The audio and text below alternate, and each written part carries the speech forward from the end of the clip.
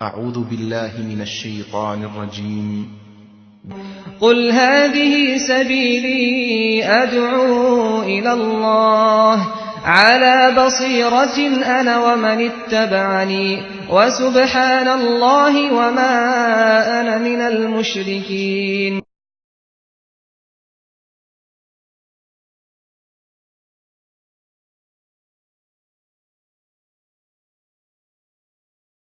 السلام علیکم ورحمۃ اللہ وبرکاتہ. الحمد للہ رب العالمین والصلاة والسلام علی سید الانبیاء والمرسلین نبینا محمد وعلی آلہ وصحبہ اجمعین ومن تبعہم بإحسان الی یوم الدین. کل سورہ اسراء کی تفسیر میں ایک آیت جو قرآن کے بارے میں بہت اہم آیت تھی اس کا ذکر رہ گیا تھا، جس میں اللہ تعالیٰ فرماتا ہے ان ھذا القرآن یہدی للتی ہی اقوم وَيُبَشِّرُ الْمُؤْمِنِينَ الَّذِينَ يَعْمَلُونَ الصَّالِحَاتِ أَنَّ لَهُمْ أَجْرًا عَظِيمًا أو أَجْرًا كَبِيرًا. اللہ تعالیٰ فرماتا ہے کہ بے شک یہ قرآن سارے معاملات میں ایسی چیز کی طرف ہدایت کرتا ہے، رہنمائی کرتا ہے جو سب سے زیادہ پرفیکٹ ہے، جو سب سے زیادہ صحیح ہے، اور مومنوں کو جو نیک عمل کرتے ہیں ان کو خوشخبری دیتا ہے کہ ان کے لیے بہت بڑا بدلہ ہے، بہت بڑا اجر ہے.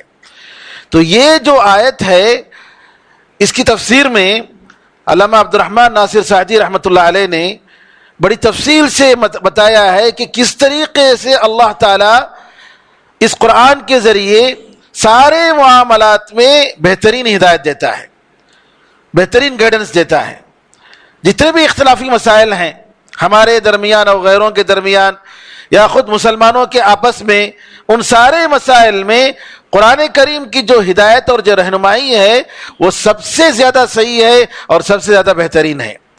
تفصیل میں جانے کا موقع نہیں، ورنہ انہوں نے طلاق کے مسائل، نکاح کے مسائل اور خرید و فروخت کے مسائل اور اس طریقے سے اکنامک اور فائنانس کے مسائل، ان سارے مسائل کی مثال دے کر شیخ عبدالرحمن ناصر سعدی رحمۃ اللہ علیہ نے بتایا کہ کیسے قرآن کریم کی ہدایت، گائیڈنس، جبکہ لوگ جو ہے اس مسئلے میں کتنے پریشان ہوتے ہیں، ممالک اس میں ختم ہو جاتے ہیں، ڈوب جاتے ہیں، اور اللہ تعالیٰ نے قرآن کے ذریعے کیسی ہدایت دی ہے.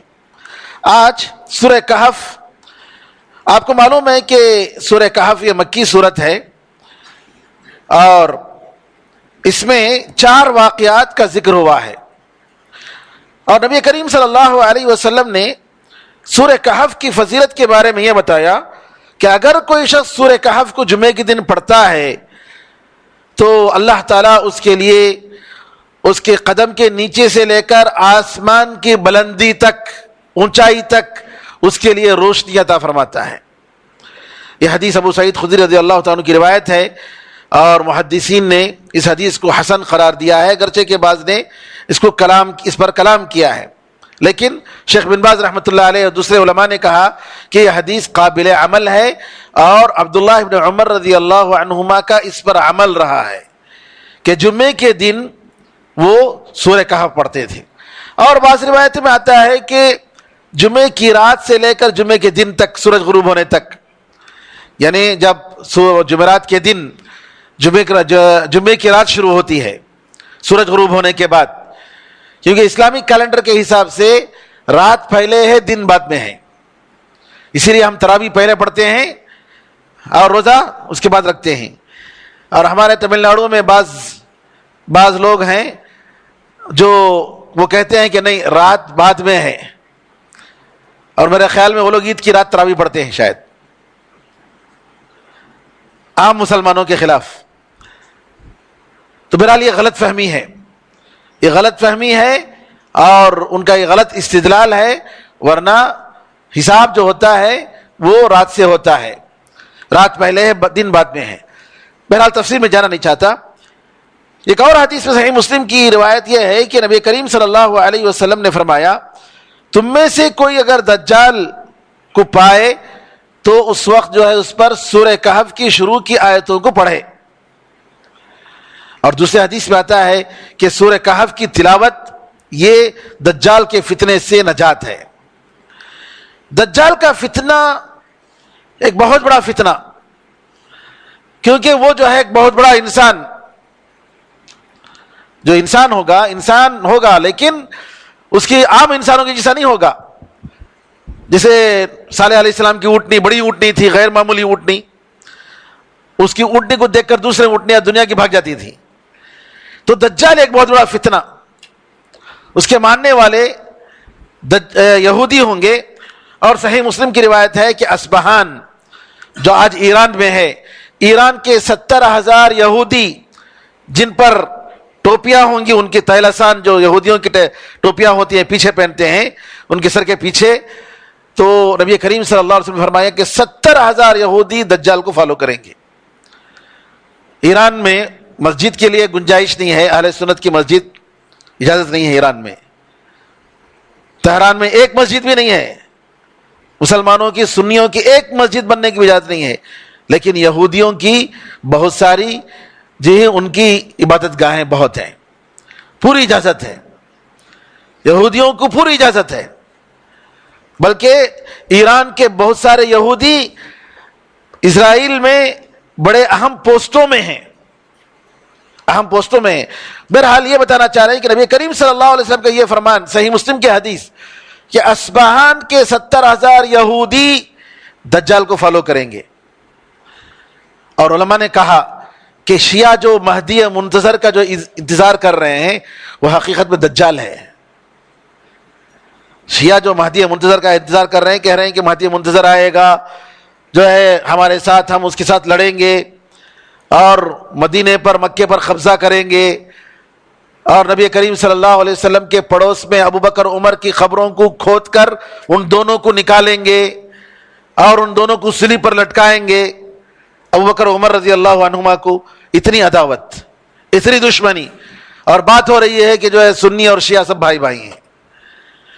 ان کا دین ہی الگ ہے، نہ ہمارے صحابہ کو مانتے ہیں، نہ ہمارے قرآن کو مانتے ہیں، نہ ہماری حدیث کو مانتے ہیں، بلکہ یہ کہتے ہیں کہ جبریل امین کو علی رضی اللہ عنہ کے پاس نبی بننے کے لیے بھیجا گیا تھا، اور جبریل امین غلطی سے جو ہے محمد صلی اللہ علیہ وسلم کے پاس چلے گئے. اتنا خطرناک عقیدہ. اور افسوس ہم لوگ پہچانتے نہیں ہیں، ہم مسلمان یہ ساری باتیں نہیں جانتے ہیں. اور آپ کو معلوم ہونا چاہیے اسلامی حکومتوں کے گرانے میں اپنوں میں جو سب سے زیادہ نقصان پہنچائے وہ شیعہ ہیں. چاہے وہ ٹیپو سلطان کی حکومت رہی ہو یا بنگال میں مسلمانوں کی جو حکومت تھی اس وقت کی رہی ہو، یا عباسیہ حکومت جس کا سورج غروب نہیں ہوتا تھا، اتنی بڑی حکومت عباسیہ کی. تاریخ گواہ ہے اس بات پر کہ مسلمانوں کی حکومت گرنے میں شیعہ کا بہت بڑا رول رہا ہے. دوسروں کا ساتھ دیتے ہیں، ہمیشہ مسلمانوں کو گرانے کی کوشش کرتے ہیں. یہ ان کی پوری تاریخ ہے، لوگوں نے مستقل کتابیں لکھی ہیں اس پر.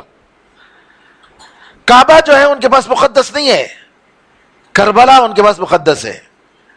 یہ جو نور الدین مالکی جو عراق کا صدر تھا، اس نے باقاعدہ بیان دیا تھا، یوٹیوب میں ہے، کہ ہمارا قبلہ جو ہے کربلا ہونا چاہیے، صاف بیان دیا. اب کیا ہے ہمارے اور ان کے درمیان اتفاق اور اتحاد کی بات؟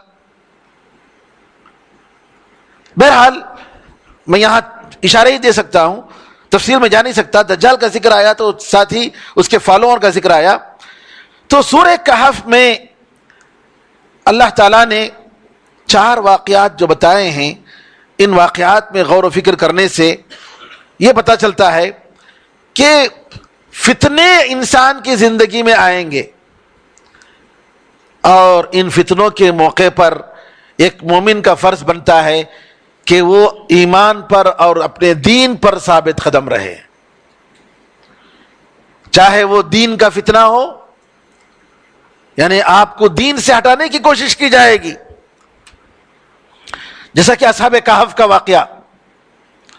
ان نوجوانوں کو جب انہوں نے اسلام کی تبلیغ کی تو اس وقت کے بادشاہ نے قبول نہیں کیا، لوگوں نے قبول نہیں کیا.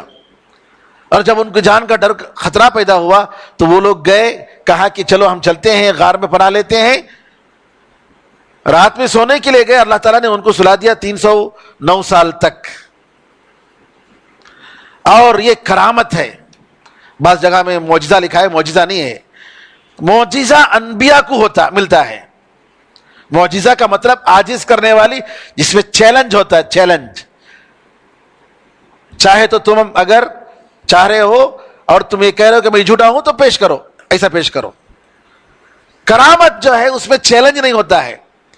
اللہ کی طرف سے عزت ہوتی ہے اپنے نیک لوگوں کے لیے. جیسے مریم علیہ السلام کے بارے میں آئے گا کہ جیسے مریم علیہ السلام مریم علیہ السلام کے محراب میں ان کے خالو جو زکریا علیہ السلام تھے جاتے تھے, دیکھتے تھے کہ جو ہے بے موسم کے پھل ان کے پاس ہوتے تھے. بے موسم کے پھل کہاں سے, یہ کہاں سے ملا تمہیں؟ قالت ہی من عند اللہ. مریم علیہ السلام نے کہا کہ اللہ کی طرف سے. واللہ یرزق من یشاء بغیر حساب. اللہ تعالیٰ جسے چاہے بغیر حساب کے دیتا ہے. قرآن میں دوسرے کا اللہ فرماتا ہے ہنالک دعا زکریا ربہ. وہاں زکریا علیہ السلام نے اپنے پروردگار کو بلایا, پکارا, یا اللہ جب تو مریم کو بغیر موسم کے پھل دے سکتا ہے, میں بوڑھا ہوں, میری بیوی بانجھ ہے, ہمیں بچے نہیں ہیں, تو بچے دے سکتا ہے, تو بچے عطا فرما, مجھے اولاد عطا فرما. ارے زکریا علیہ السلام مریم علیہ السلام کے پاس بے موسم پھل کو دیکھ کر ان کو یاد آیا اللہ تعالیٰ جو ہے مسبب الاسباب ہے. اب اگر اسباب نہیں ہے تب بھی اللہ تعالیٰ دے سکتا ہے, اللہ کے لیے کوئی بڑی بات نہیں ہے. قرآن والا نے کہا ہنالک دعا زکریا ربہ. وہاں زکریا علیہ السلام نے اپنے اللہ سے پکارا, دعا مانگی اور کہا اے اللہ مجھے اولاد عطا فرما. تو بہرحال اسباب جیسے بھی ہوں, فتنوں میں انسان کو بڑی ہمت کے ساتھ اور صبر کے ساتھ رہنا ہے اور کسی بھی حالت میں اپنے دین کو چھوڑنا نہیں ہے. تو پہلا قصہ جو ہے یہ بنو اسرائیل کا واقعہ ہے کہ جس میں کچھ لوگ جو اپنے دین پر قائم تھے بادشاہ کے ظلم و ستم سے بیزار ہو کر گئے اور جا کر انہوں نے غار میں پناہ لیا, اور اللہ تعالیٰ ان کو جو ہے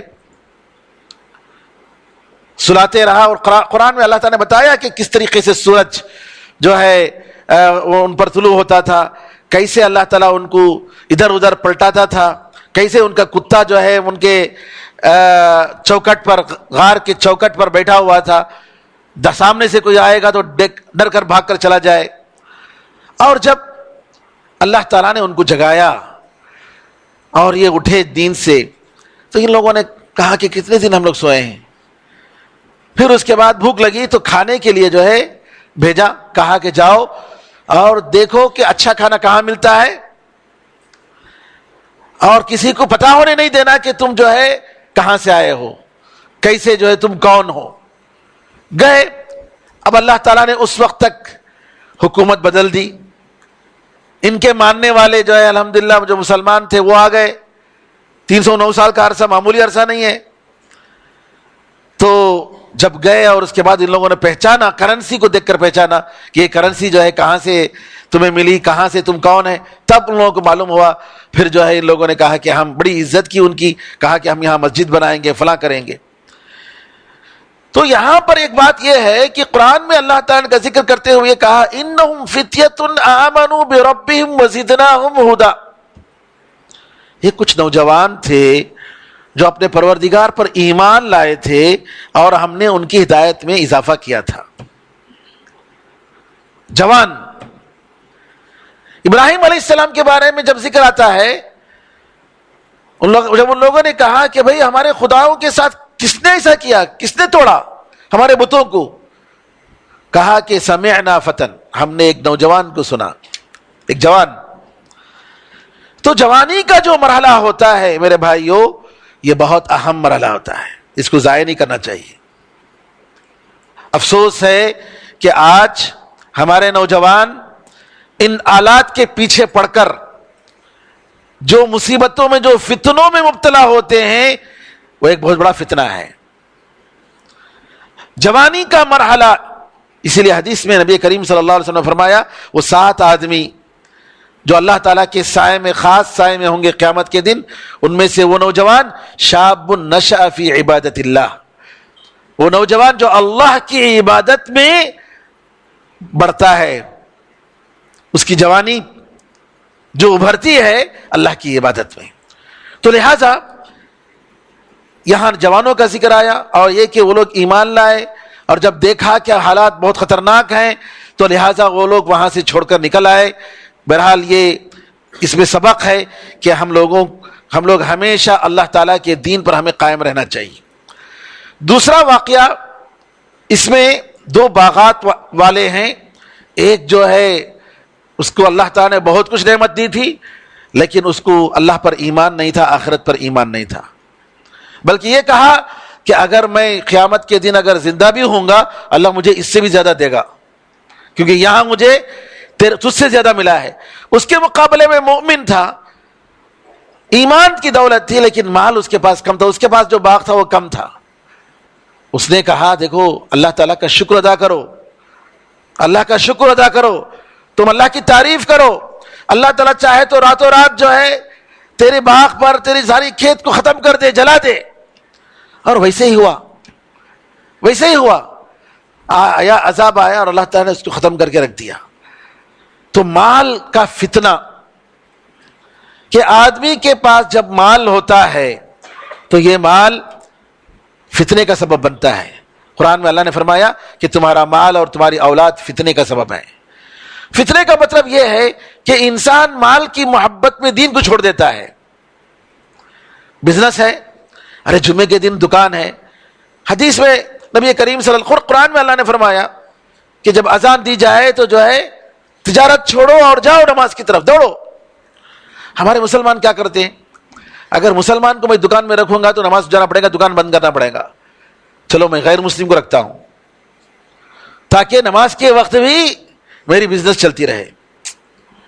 بھئی یہ یہودیوں کی سازش، ہیلا بازی کی بات ہوئی، یہودیوں کی بات ہو گئی. جب اللہ نے کہا ہے کہ اذا نودی للصلاة بیوم الجمعة فاسعوا الى ذکر اللہ وذروا البیع، خرید و فروخت چھوڑو، اس وقت خرید و فروخت چھوڑنا چاہیے. تیل لے کر آؤ، جا کر اس وقت چاول لے کر آؤ، بھلا کرنا ہے. وہ اس وقت اذان ہونے کے بعد آپ جس مسجد میں جاتے ہیں اس کا تو خیال کرنا چاہیے. ہر جگہ اذان ہوتی ہے چھوڑو بھائی، لیکن آپ جس مسجد میں جاتے ہیں اس کا تو بھی خیال کرنا چاہیے. چلو اذان ہو گئی بس ختم کرو، اب اذان کے بعد ہی، نماز کے بعد ہی جو بھی خریدنا ہے خریدیں گے. تو لہٰذا اس پر عمل کرنے کی ضرورت ہے. مال ایک بہت بڑا فتنہ ہے. تیسرا قصہ یہاں پر خضر علیہ السلام کا اور موسیٰ علیہ السلام کا قصہ ہے. بات یہ ہوئی کہ موسیٰ علیہ السلام آپ کو معلوم ہے کہ کتنے بڑے نبی ہیں. اللہ تعالیٰ نے ان سے بات کی.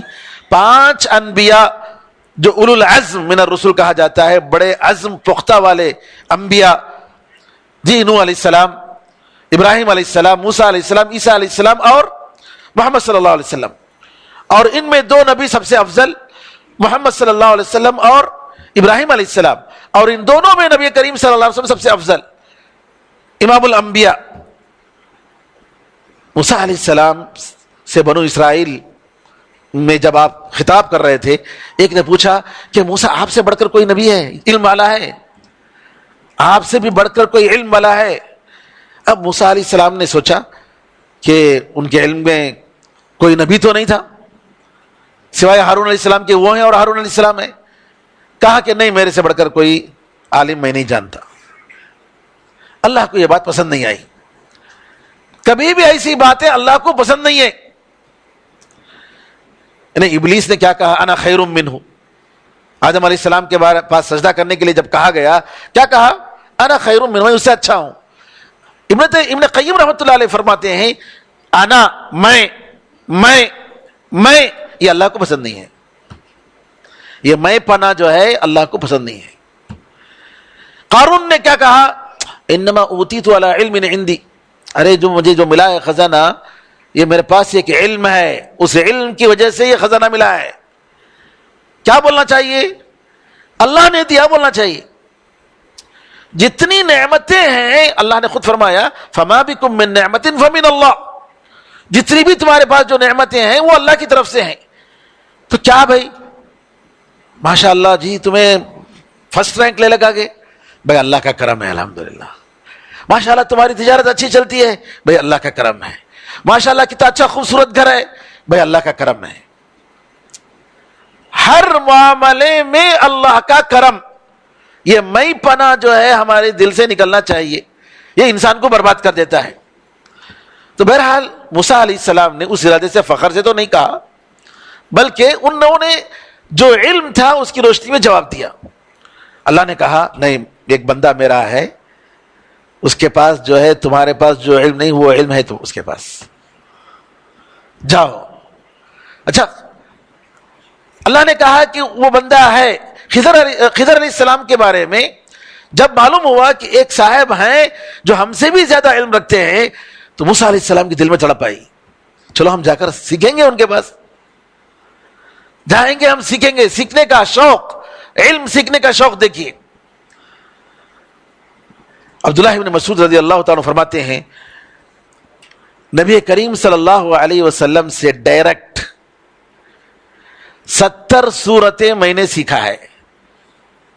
قرآن کی کتنی سورتیں ہیں؟ 114 سورتیں, آدھے قرآن کے قریب.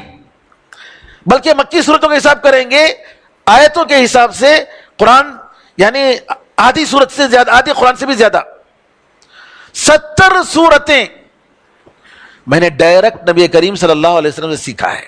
اور کہتے ہیں اگر مجھے معلوم ہوتا کہ کوئی ایسا آدمی ہے جس کے پاس قرآن کا علم ہے جو میں نہیں جانتا, تو میں ضرور اس کے پاس سفر کر کے جاتا. علم سیکھنا, علم دین سیکھنے کا شوق. موسیٰ علیہ السلام جاتے ہیں اور اللہ تعالیٰ نشانی بتاتا ہے کہ جس جگہ تمہاری مچھلی غائب ہو جائے گی وہیں جو ہے ان کی بستی ہے, وہیں ان کا ٹھکانہ ہے. خضر علیہ صحیح بخاری میں تفصیل سے واقعہ ہے کہ کیسے موسیٰ علیہ السلام اور خضر علیہ السلام, موسیٰ علیہ السلام اپنے ساتھی یوشع بن نون کو لے کر جاتے ہیں, اور وہاں جب جاتے ہیں تو جس جگہ پر ان کو تلاش کرنا تھا اس جگہ پار کر گئے. یوشع بن نون نے دیکھا کہ مچھلی جو ہے ان کے پتیلی سے نکل کر پانی میں چلی گئی. دیکھا انہوں نے, لیکن موسیٰ علیہ السلام اس وقت سو رہے تھے, ڈسٹرب کرنا نہیں چاہے, بعد میں بولیں گے بول کر بھول گئے. اور جب گئے وہاں سے آگے بڑھے تو تھکاوٹ محسوس کی, بھوک محسوس ہوئی. ارے لاؤ جی وہ مچھلی کھا لیں گے, بھوک لگ رہی ہے. ارے ارے میں تو بھول گیا, وہ تو جہاں ہم لوگ لیٹے ہوئے تھے وہاں آرام کر رہے تھے وہیں غائب ہو گئی. کہا چلو واپس چلو. گئے واپس, وہاں جا کر تلاش کیا تو دیکھا کہ جو ہے خضر علیہ السلام ہے. السلام علیکم. وعلیکم السلام. کون ہے؟ موسیٰ. کون سے موسیٰ؟ بنو اسرائیل کے موسیٰ. میں آپ کے پاس تھوڑا علم سیکھنے کے لیے آیا ہوں, اللہ نے جو علم دیا ہے وہ علم سے آپ کے پاس سیکھنے کے لیے آیا ہوں. خضر علیہ السلام نے کہا کہ آپ جو ہے صبر نہیں کر سکتے اس پر. دیکھیے صبر کرنے کے لیے آدمی کو علم چاہیے. آدمی کے پاس علم نہیں ہو تو کیا ہوتا ہے, وہ اس پر صبر نہیں کر سکتا. آپ کو اگر دین کے بارے میں یقین چاہیے اور دین کی باتوں پر آپ کو صبر کرنے کی ضرورت ہے, آپ کو اس کا علم چاہیے, نالج چاہیے. انسان کے پاس نالج ہو تب صبر کرے گا, نالج نہ ہو تو صبر کرنا مشکل ہے. آپ کسی چیز کو دیکھتے ہیں فوراً آپ غصہ کر لیتے, کیوں؟ کیونکہ آپ کے علم کے خلاف بات ہوئی ہے. کیسے ہو سکتا ہے؟ پھر جب آپ کو معلوم ہوتا ہے کہ نہیں نہیں ایسا مسئلہ ہے تو آپ خاموش ہو جاتے ہیں. تو اس لیے خضر علیہ السلام نے کہا کہ آپ صبر نہیں کر سکتے. اس پر آپ کہا کہ ٹھیک ہے میں کوشش کروں گا آپ سے سیکھنے کی. تو کشتی پر سوار ہوئے, اور جب کشتی پر سوار ہوئے تو پہنچنے والے ہی تھے جہاں جانا تھا, تو وہاں انہوں نے سوراخ ڈال دیا. موسیٰ علیہ السلام نے کہا کہ ارے ان لوگوں نے بغیر کسی پیسے کے مفت میں آپ کو سوار کیا اور آپ اس کا اچھا بدلہ دینے کے آپ نے سوراخ کر دیا اس کشتی کو, یہ کیا کیا؟ کہا میں نے تو کہا تھا نا تم کو کہ آپ صبر نہیں کر سکتے. کہا ارے مجھ سے بھول ہو گئی, آئندہ سے میں نہیں پوچھوں گا. کشتی والوں کا اعتراض نہیں تھا کیونکہ وہ لوگ جانتے تھے خضر علیہ السلام کے بارے میں. پھر اس کے بعد آگے جاتے ہیں تو دیکھتے ہیں کہ بستی میں ایک لڑکا نوجوان کھیل رہا ہے، ایک لڑکا، اور جو ہے اس کو انہوں نے قتل کر دیا، مار دیا۔ موسیٰ علیہ السلام نے کہا ارے ایک پاک معصوم جان اس کو آپ نے ختم کر دیا، کیسے؟ یہ کیسے ہو سکتا ہے؟ خضر علیہ السلام نے کہا میں نے تو کہا تمہیں، الم اقل لک، کیا میں نے تم سے نہیں کہا کہ تم صبر نہیں کر سکتے؟ خضر علیہ السلام، موسیٰ علیہ السلام نے کہا اس کے بعد اگر میں پوچھوں تو ختم، میں آگے تمہارے ساتھ نہیں چلوں گا اور آپ سے میں کوئی گزارش نہیں کروں گا۔ آگے گئے، وہاں کے لوگوں سے کہا کہ بھائی ہم لوگ باہر سے آئے ہیں، باہر بستی سے، کچھ کھانے پینے کے لیے دو، بھوک لگ رہی ہے۔ تو وہاں کے لوگوں نے میزبانی نہیں کی، کہا کہ نہیں بھائی ہمارے پاس کچھ نہیں ہے۔ پھر گئے، دیکھا کہ ایک جگہ جو ہے دیوار گر رہی ہے، پرانی دیوار ہے، تو خضر علیہ السلام نے کہا کہ چلو اس دیوار کو بنا دیتے ہیں۔ تو بنائے، تو موسیٰ علیہ السلام نے کہا ارے بھائی آپ دیوار بنا رہے ہیں، بستی والوں کی دیوار ہے جی، کم از کم جو ہے اس کی اجرت تو لے لیتے، ہم کچھ کھا لیتے۔ کہا کہ بس ختم، اب ہو گیا۔ اب جو ہے اس کے بعد ایک ایک مسئلہ انہوں نے بتایا کہ کشتی جو ہے میں نے جو عیب دار بنایا اس وجہ سے کہ آگے جو ہے ایک بادشاہ تھا جو اچھی کشتیوں کو لے لیتا تھا، قبضہ کر لیتا تھا، اس لیے میں نے عیب لگا دیا تاکہ اس عیب کو دیکھ کر وہ کشتی نہ پکڑے۔ دیکھیے یہاں بات حکمت کی آتی ہے۔ فلسطین کا جو مسئلہ اسرائیل میں آپ دیکھ رہے ہیں کہ کس طریقے سے دن بدن خراب ہوتے جا رہا ہے، اور اب جو ہے کہہ رہے ہیں کہ فلسطین میں اسرائیل کا پائے تخت بنائیں گے۔ جب شروع میں جب مسئلہ آیا اسی وقت شیخ بن باز رحمۃ اللہ علیہ جو کہ ایک بڑے علماء تھے، کبار علماء میں سے، اس وقت کے امام اور مجدد مانے جاتے ہیں، انہوں نے کہا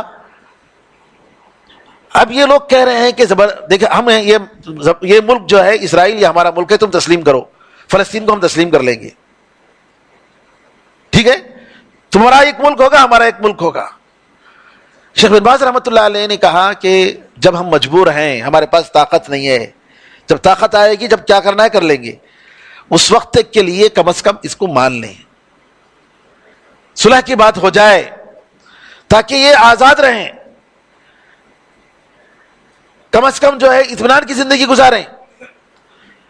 لیکن لوگوں نے کہا کہ نہیں ہم حاصل کر کے رہیں گے، حاصل کر کے رہیں گے، حاصل تو کر نہیں پائے، اور یہ لوگ ایسے حاصل کرنے والے نہیں ہیں، دینے والے نہیں ہیں، جب تک یہ لوگ طاقت کے بل بوتے پر جب تک ان کو ختم نہیں کریں گے اس وقت تک نہیں ہوگا۔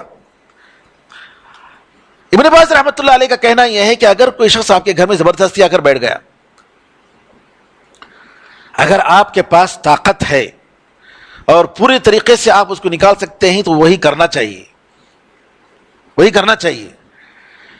لیکن آپ کے پاس سارے دروازے بند ہو گئے، دوسرا کوئی ہلا نہیں ہے، اور آپ کے پاس دو چوائس رہ گیا ہے، یا تو آپ کے پاس آپ کو تھوڑا ملے یا پورا چلے جائے، یا تو آپ کو تھوڑا ملے یا پورا چلے جائے،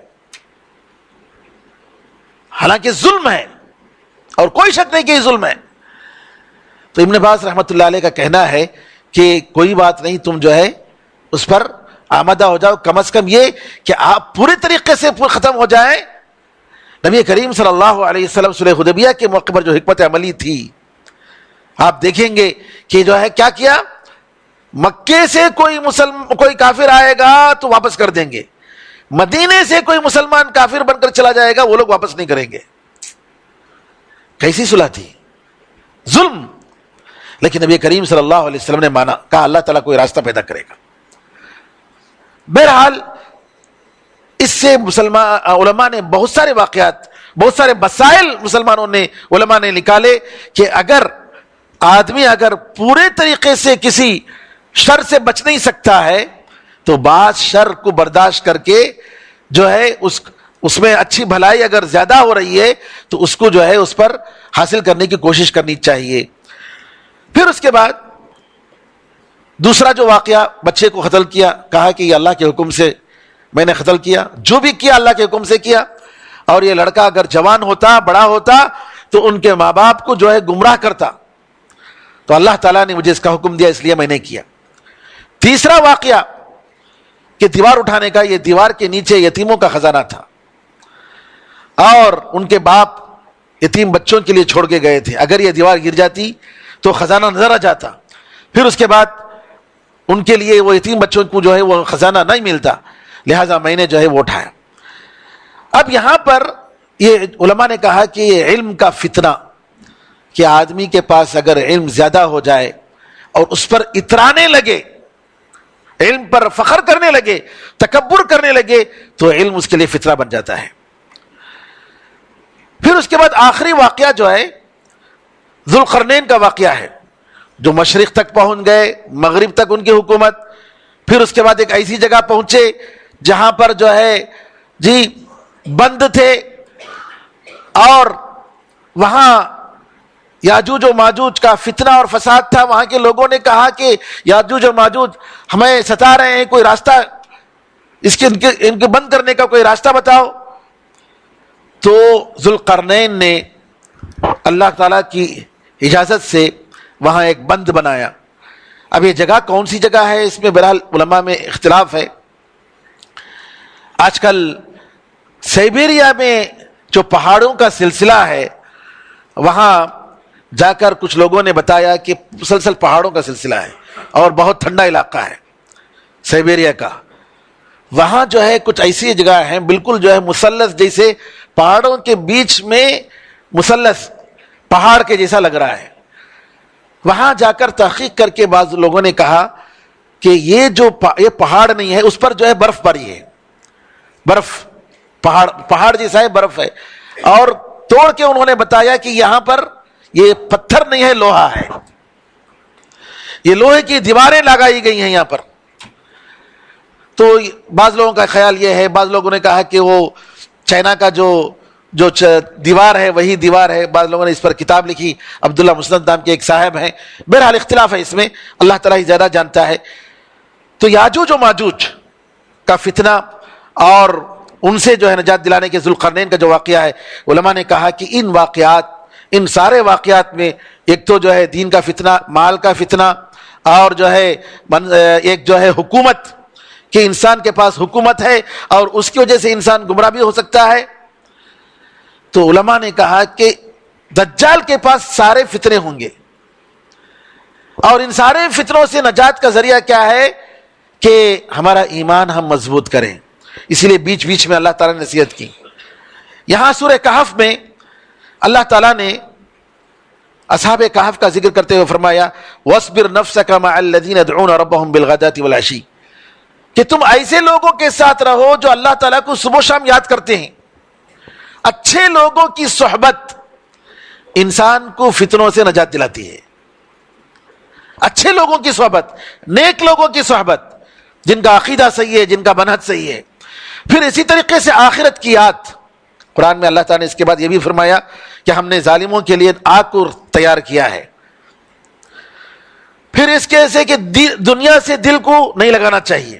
انسان کے پاس جتنا بھی مال ہو, جتنی بھی دولت ہو, دل کو جو ہے دنیا سے لگانا نہیں چاہیے. قرآن میں جب دونوں باغ والوں کا ذکر آیا تو اللہ نے کہا کہ دنیا کی زندگی کی مثال پانی کے جیسے مثال ہے کہ بارش ہونے کے بعد باغات اور جو ہے درخت لہلہانے لگتے ہیں, پھر اس کے بعد اللہ تعالیٰ اس کو بھوسا بنا کے رکھ دیتا ہے, ختم کر دیتا ہے. بالکل دنیا کی ایسی مثال ہے. آخرت کی یاد, اور اسی طریقے سے انسان کے پاس عاجزی ہونا چاہیے چاہے جتنا بڑا ہو جائے, اور اخلاص کی ضرورت ہے.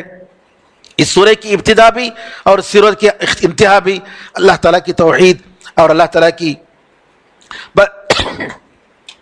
پاکی بیان کرنے کا اس پر اختتام ہوا ہے. اور آخر میں اللہ تعالیٰ فرماتا ہے کیا میں تمہیں بتاؤں کہ عمل کے لحاظ سے سب سے زیادہ نقصان اٹھانے والے کون ہوں گے؟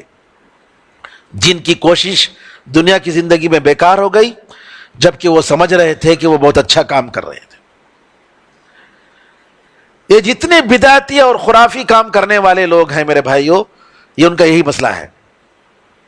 وہ اچھا کام کا سمجھتے ہیں, جو کام کرتے ہیں وہ اچھا کام سمجھتے ہیں.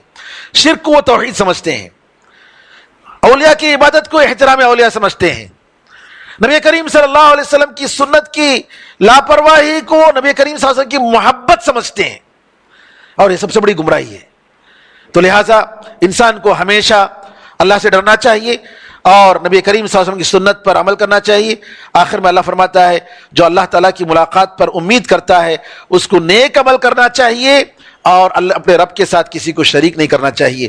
نیک عمل سنت کے مطابق اور اپنے رب کے ساتھ شریک نہ کرنا، یہ کیا ہے؟ اخلاص ہے اور لا الہ الا اللہ کا ہی مطلب ہے۔ اس کے بعد ہمارے پاس سورہ مریم ہے۔ سورہ مریم میں اللہ تعالیٰ نے مریم علیہ السلام کا ذکر فرمایا، اور مریم علیہ السلام کا واقعہ، یہ سورہ بھی مکی ہے اور آپ کو معلوم ہوگا یہ تقریباً سن 4 نبوت کے چوتھے سال اس کا نزول ہوا، کیونکہ 5ویں سال جو ہے صحابہ رضی اللہ عنہ مجمعین، جن میں جعفر ابن ابی طالب رضی اللہ عنہ بھی تھے، انہوں نے اپنے دین کو بچانے کے لیے حبشہ کی طرف، ایتھوپیا کی طرف ہجرت کیا تھا۔ تقریباً 50 صحابہ کا قافلہ ادھر گیا تھا، اور وہاں جب ایتھوپیا پہنچے وہاں عیسائی بادشاہ تھا جس کے بارے میں نبی کریم صلی اللہ علیہ وسلم نے فرمایا تھا کہ انصاف پسند بہت اچھا بادشاہ ہے۔ جب وہاں گئے مکے کے لوگوں نے کہا کہ ان کو ہم وہاں نہیں چھوڑیں گے، وہاں سے ان کو نکالنے کی ہم کوشش کریں گے۔ تحفے تحائف دے کر بادشاہ کے پاس بھیجے اور کہا کہ یہ ہمارے بستی سے بھاگ کر آ گئے ہیں اور یہ لوگ دہشت گرد ہیں، ان کو اپنی بستی میں جگہ مت دو۔ بادشاہ نے، حبشی بادشاہ نے کہا کہ ٹھیک ہے میں سنتا ہوں ان کی کیا بات ہے۔ پھر وہ ان لوگوں کو بلائے، تو اس وقت جو ہجرت کرنے والے جو صحابہ تھے انہوں نے کہا کہ ہماری طرف سے جعفر بن ابی طالب رضی اللہ تعالیٰ عنہ بات کریں گے۔ جعفر رضی اللہ تعالیٰ عنہ بات کرتے ہیں، نبی کریم صلی اللہ علیہ وسلم کی دعوت پیش کرتے ہیں، بڑا متاثر ہوتے ہیں نجاشی بادشاہ۔ پھر پوچھتے ہیں کہ تمہارے نبی پر جو قرآن اترا ہے اس میں سے کچھ یاد ہے تو سناؤ۔ تو پھر جعفر رضی اللہ تعالیٰ سورہ مریم، جس میں عیسیٰ علیہ السلام کی حقیقت، مریم علیہ السلام کا واقعہ، کیونکہ ان لوگوں نے، کفار قریش کے نمائندوں نے کہا کہ یہ لوگ جو ہے عیسیٰ کو جو ہے خدا کا بیٹا نہیں کہتے ہیں، تب اس وقت سورہ مریم پڑھ کر سنایا تو حبشی بادشاہ رونے لگا اور ایک تنکا اٹھا کر کہا کہ جو کچھ بھی انہوں نے سنایا ہے قرآن کی جو آیتیں، عیسیٰ علیہ السلام کی حقیقت سے تنکا برابر بھی فرق نہیں ہے دونوں میں، اور کہا تمہارے تحفے واپس لے جاؤ اور یہ لوگ ہمارے حکومت میں، ہماری بستی میں عزت کے ساتھ رہیں گے، جب تک رہنا ہے آپ لوگ رہیے گا۔ تو مریم علیہ السلام کا قصہ آپ کو معلوم ہے، اور ان سے پہلے زکریا علیہ السلام کا، زکریا علیہ السلام نے دعا کی، بہت پہلے دعا کی، پھر اس کے بعد بہت زمانے کے بعد اللہ ان کو خوشخبری ملی۔ کہتے ہیں کہ جب ان کو خوشخبری ملی تو سر ان کا 120 سال ان کی عمر تھی، اور ان کی اہلیہ کی عمر 90 سال سے زیادہ، 90 سال سے زیادہ، اور انہوں نے کہا کہ میں کیسے جو ہے مجھے بچے ہوں گے، میں جو ہے میری بیوی بانجھ ہے اور میری عمر ہو گئی ہے اور میرے بال ایسے سفید ہو گئے ہیں۔ تو جو ہے کہتے ہیں کہ دعا بہت پہلے کی انہوں نے، اور دعا کرنے کے بعد جو دعا کی قبولیت کا وقت آیا بہت بعد میں آیا، کیونکہ وہ خود بھول گئے۔ تو کہنے کا مطلب یہ کہ انسان کو کبھی بھی عاجز نہیں ہونا چاہیے، مایوس نہیں ہونا چاہیے، ہمیشہ اللہ تعالیٰ کے دربار میں اصرار کے ساتھ دعا کرنی چاہیے۔ پھر اللہ تعالیٰ نے زکریا علیہ السلام کو یحییٰ علیہ السلام عطا فرمایا، اور کہا کہ بچپن میں انہوں نے بات کیا، انہوں نے کہا کہ والدین کے ساتھ جو ہے وہ نیک ہوں گے، اچھا سلوک کریں گے۔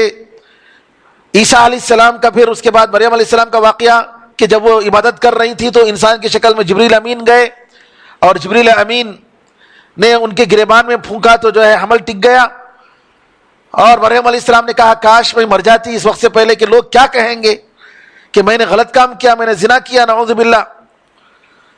اور یہودیوں نے یہی کہا کہ عیسیٰ علیہ السلام نعوذ باللہ زنا سے پیدا ہوئے۔ اللہ تعالیٰ نے عیسیٰ علیہ السلام کی حقیقت بتائی۔ یہاں جو واقعات بتائے گئے زکریا علیہ السلام کا اور عیسیٰ علیہ السلام کا، یہ سب یہ کہ جو ہے عیسیٰ علیہ السلام بغیر باپ کے پیدا ہوئے، ان کی ماں مریم علیہ السلام. آدم علیہ السلام بغیر ماں باپ کے پیدا ہوئے. اللہ تعالیٰ جو چاہے کرنے پر قادر ہے اور اللہ تعالیٰ کے لیے کوئی مشکل نہیں ہے. اور اللہ تعالیٰ نے کہا کہ اللہ تعالیٰ کا کوئی بیٹا نہیں, پاک ہے وہ ذات, وہ تو جب جو چاہے کہتا ہے کہ ہو جا تو ہو جاتا ہے. بے شک اللہ میرا اور تمہارا خدا ہے, تم اسی کی عبادت کرو. تو یہاں پر پھر توحید کی بات کی گئی, ایک اللہ تعالیٰ کی, اور یہ کہ عیسیٰ علیہ السلام کا جو مذہب تھا وہی توحید ہے اور اسلام ہے. پھر بعض انبیاء کا ذکر آیا, ابراہیم علیہ السلام کا ذکر آیا. ابراہیم علیہ السلام اور ان کے والد کے درمیان جو بات چیت ہوئی کہ تم شیطان کی عبادت مت کرو, اس کا ذکر آیا. پھر بعد میں آخر میں اللہ تعالیٰ نے کہا کہ ان لوگوں نے کہا کہ اللہ نے رحمان نے بیٹا بنا لیا. اللہ کہتا ہے کہ تم نے بہت بڑی اور بری بات تم نے کہی ہے. آسمان قریب ہے کہ تمہاری بات سے پھٹ جائے, زمین شق ہو جائے اور پہاڑ ریزہ ریزہ ہو کر گر جائے. یعنی اتنی بڑی بات ہے کہ اگر اللہ تعالیٰ کا حکم نہیں ہوتا تو یہ پوری دنیا تہس نہیس ہو جاتی کہ یہ لوگ کہہ رہے ہیں کہ اللہ نے بیٹا بنا لیا. اور اللہ تعالیٰ جو بہت بڑا رحمان ہے, سب سے زیادہ رحم کرنے والا ہے, اس کے لیے ہرگز یہ روا نہیں کہ کسی کو بیٹا بنائے. آسمان و زمین میں جتنے ہیں وہ سب کے سب اللہ کے دربار میں غلام بن کر آئیں گے. اللہ نے ان کو گن لیا ہے اور سب کے سب تنہا قیامت کے دن آئیں گے. اور اس سے پہلے اللہ تعالیٰ نے یہ بھی فرمایا کہ سارے کے سارے مسلمان وَإِن مِّنكُمْ إِلَّا وَارِدُهَا كَانَ عَلَى رَبِّكَ حَتْمًا مَقْضِيًّا. دوزخ کا ذکر کرتے ہوئے فرمایا کہ تم میں سے ہر ایک اس پر گزرنے والا ہے, اس پر آنے والا ہے. علماء نے کہا کہ پل صراط پر جو گزریں گے وہ مسلمان ہوں گے, کیونکہ منافق اور مشرک اور کافر اس سے پہلے ہی دوزخ میں چلے جائیں گے, اس سے پہلے ہی دوزخ میں گر جائیں گے.